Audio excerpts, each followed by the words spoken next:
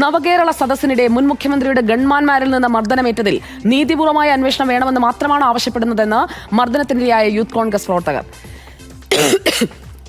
മുൻ മുഖ്യമന്ത്രിയുടെ നേതൃത്വത്തിലാണ് എല്ലാം നടന്നത്.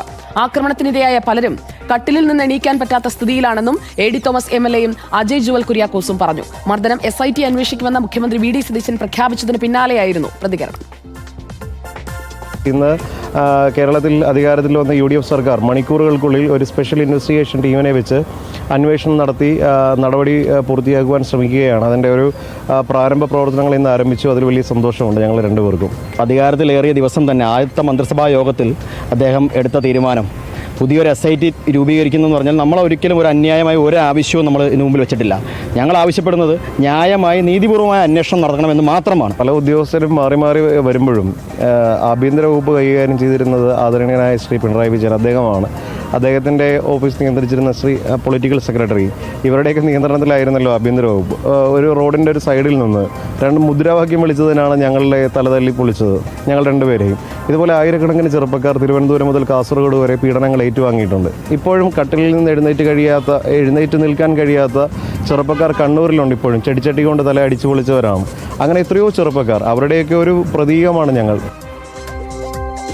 എ ഡി തോമസ് ഇപ്പോൾ ആലപ്പുഴയിൽ നിന്ന് MLA ആയി വന്നിരിക്കുകയാണ്. നിയുക്ത MLAയുടെ സത്യപ്രതിജ്ഞ നടക്കാൻ പോകുന്നതേയുള്ളൂ. പക്ഷേ അന്ന് അടികൊണ്ട് വീഴുന്ന എ ഡി തോമസിനെ ആരും ആ ദൃശ്യം മറക്കാൻ സാധ്യതയില്ല. അപ്പോൾ ചെടിച്ചട്ടി കൊണ്ടുള്ള രക്ഷാപ്രവർത്തനം, ഗൺമാന്റെ രക്ഷാപ്രവർത്തനം, ആ രക്ഷാപ്രവർത്തനത്തിലാണ് രക്ഷയില്ലാതെ വീണു പോകേണ്ടി വന്നത് പിണറായി വിജയൻ സർക്കാരിന് എന്നുള്ളതും നമ്മൾ ഓർക്കേണ്ടിയിരിക്കുന്നു. PR പ്രവീണ വീണ്ടും എത്തുകയാണ്. PR പ്രവീണ, രക്ഷാപ്രവർത്തനം എന്നുള്ള വാക്ക് നമ്മൾ വളരെ പോസിറ്റീവായി ആളുകളെ രക്ഷിക്കുന്നതിനാണ് ഉപയോഗിച്ചിരുന്നതെങ്കിൽ കഴിഞ്ഞ സർക്കാരിന്റെ കാലത്ത് ഏറ്റവും അധികം ട്രോൾ ചെയ്യപ്പെട്ട വാക്കുകൂടി അത് മാറുകയായിരുന്നു ചെടിച്ചട്ടി രക്ഷാപ്രവർത്തനം എന്നതടക്കമുള്ള വാക്കുകൾ. അത് അന്നത്തെ മുഖ്യമന്ത്രിയുടെ വാക്കുകളിൽ നിന്നാണ് പിന്നീട് ആ ട്രോളുകളൊക്കെ പിറവികൊണ്ടത്. എന്നാൽ തമാശകൾക്കപ്പുറം, ട്രോളുകൾക്കപ്പുറം അന്നുണ്ടായ ആ നടപടി, അതിന്മേൽ കൃത്യമായ അന്വേഷണത്തിലേക്ക് പോകണമെന്നാവശ്യപ്പെട്ടിട്ടും അതിൽ ഒരു സംരക്ഷണ കവചമുണ്ടായിരുന്നു. ഇനി ആ കവചം ഉണ്ടാകില്ല എന്നുള്ള വി ഡി സതീശന്റെ പ്രഖ്യാപനമല്ലേ ഇന്ന് നമ്മൾ കണ്ടത്?